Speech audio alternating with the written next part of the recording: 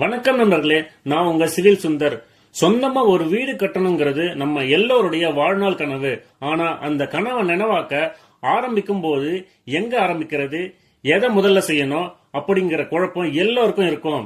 இன்னைக்கு கவலைப்படாதீங்க, நம்ம சேனல்ல படிப்படியா வீடு கட்டுவது எப்படி அப்படிங்கிற ஒரு புதிய தொடரை ஆரம்பிக்க போறோம்.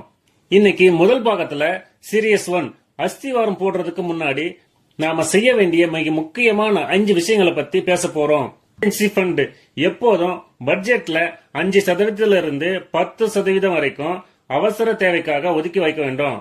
உங்க பட்ஜெட்டுக்கு ஏத்த மாதிரி சதுர அடிக்கு ஸ்கொயர் ஃபீட் ரேட்டை பிக்ஸ் பண்ணுங்க. உதாரணத்துக்கு ஒரு சதுர அடிக்கு 2000 ரூபாயில இருந்து 2500 ரூபாய் வரைக்கும் ஆகுதுன்னா அதுக்கு ஏத்த மாதிரி வீட்டோட அளவை முடிவு பண்ணுங்க.